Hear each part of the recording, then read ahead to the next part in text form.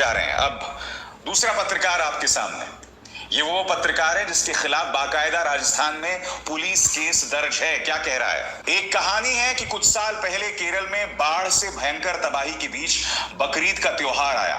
कुछ मुसलमानों ने ऐलान किया कि इस बार वो बकरे की कुर्बानी नहीं करके कुर्बानी का पैसा केरल के बाढ़ पीड़ितों की मदद के लिए भेजेंगे, कुर्बानी के असली मायने। यानी बकरीद में अगर बकरी की कुर्बानी दी जाएगी तो इस तरह से ये पत्रकार जो हैं उसकी चर्चा कर रहे हैं। मैं आपसे एक सवाल पूछता हूं, कई हिंदू मंदिरों में जानवरों की कुर्बानी दी जाती है, क्या इन पत्रकारों में हिम्मत है उसके बारे में चर्चा करने की? नहीं करेंगे। अभी कुछ दिनों पहले पटना का एक वीडियो वायरल हो रहा था। वो वीडियो होली से एक दिन पहले का था। सुबह 3 बजे से लोग मटन खरीदने के लिए बूचड़ खाने के बाहर लंबी लंबी लाइनें लगाए हुए थे। ये पटना में हो रहा था होली के मौके पर। मैं एक सवाल पूछना चाहता हूं, जो लोग बकरीद के मौके पर बेजुबान जानवर की जान को लेकर इतने चिंतित हैं, जब हिंदू खाते हैं मांस तो क्या इतनी चिंता दिखाते हैं? या वो जो खुद हिंदू मांस खाते हैं वो ऐसे दोहरे मापदंड क्यों रखते हैं जब बकरीद आ जाता है? ये सवाल पूछा जाना चाहिए। ठीक है, नवरात्र के मौके पर मांस नहीं खाना चाहिए क्योंकि उससे जुड़ी हमारी धार्मिक भावनाएं हैं, मगर ये दोहरे मापदंड नहीं हो सकते हैं। बकरीद के वक्त हम जानवरों की कुर्बानी की बात करें, मगर बाकी दिन हम शक्कर मटन भी खाएं, चिकन भी खाएं, सब खाएं। और यही दोहरे मापदंड इस पत्रकार में भी दिखाई दे रहे हैं। आप देख रहे हैं, अरे कृष्णा, अरे ये आपकी उंगली ये स्किप बटन पे क्या कर रही है? अरे इसको हटा लो। अरे 2 मीठी बातें बोलनी है हमें तो आपसे। मैं आपको 2 मिसाल दे चुका हूं। दोनों ही मिसालों में ये पत्रकार जो हैं राहुल गांधी की मणिपुर यात्रा पर कुछ नहीं कह रहे हैं, क्योंकि अगर राहुल गांधी की मणिपुर यात्रा की चर्चा होगी तो कटघरे में प्रधानमंत्री होंगे। लोग ये सोचने पर मजबूर हो जाएंगे कि भाई अगर राहुल गांधी जा सकते हैं तो प्रधानमंत्री क्यों नहीं जा रहे? क्योंकि प्रधानमंत्री ऐसी किसी जगह पर नहीं दिखना चाहते जो भारतीय जनता पार्टी की नाकामी की दास्तान है। प्रधानमंत्री वहां बिल्कुल भी नहीं दिखना चाहते। एक रेल हादसा होता है, वहां पर भी प्रधानमंत्री की प्रशस्ति गाई जाती है, वहां पर भी उनका प्रचार होता है। दोस्तों, अब मैं आपको एक तीसरे पत्रकार की मिसाल देता हूं।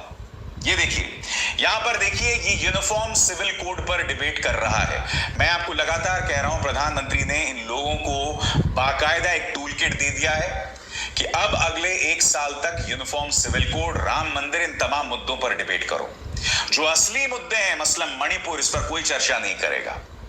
और हां, ये भी फ्रांस की चर्चा कर रहा है। क्या कह रहा है? आपकी स्क्रीन पर इससे पता चलता है कि यह व्यक्ति मानसिक तौर पर किस कदर बीमार है। ये देखिए, जगह फ्रांस, क्या हुआ? कई शहरों में हिंसा का कोहराम। असर किसने किया? मत बोलो। संपूर्ण सन्नाटा, सेक्युलरिज्म के सारे सूरमा गायब। मैंने आपको बताया ना, फ्रांस में एक 17-18 साल का लड़का था जिस पर पुलिस गोली चला देती है, और वो मुस्लिम लड़का था, और उसी को लेकर दंगे भड़क जाते हैं, पुलिस की ज्यादती को लेकर। मगर यहां पर भी इसने मुस्लिम ढूंढ लिया, और यहां पर भी वो सेक्युलरिज्म को दुहाई दे रहा है। इसलिए मैं कहता हूं, ये मीडिया मानसिक तौर पर बीमार है। और जहां तक भारतीय जनता पार्टी की बात है दोस्तों, उनका एक ही मकसद है कि विपक्ष के तमाम नेताओं को अपराधी साबित करो, उनकी तुलना अपराधियों से की जाए।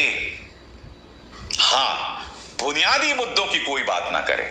राहुल गांधी वहां चले जाते हैं, संबित पात्रा उनके बारे में न जाने क्या क्या कहते हैं, मगर बड़ा प्रश्न, जिस तरह का ड्रामा बीरेन्द्र सिंह ने किया, उसको लेकर कोई मीडिया वाला बीजेपी से सवाल नहीं करेगा।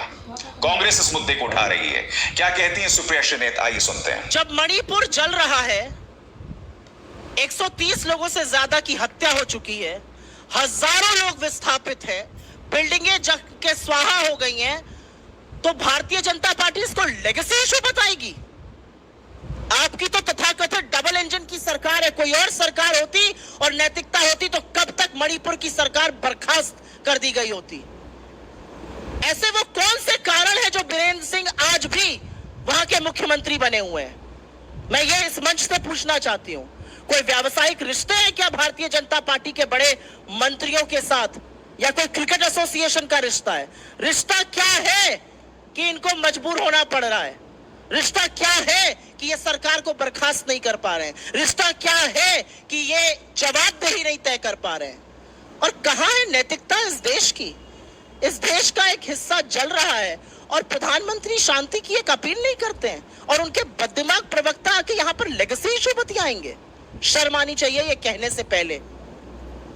आपने इस देश के मणिपुर का नहीं, हजारों जगहों का विश्वास तोड़ा है।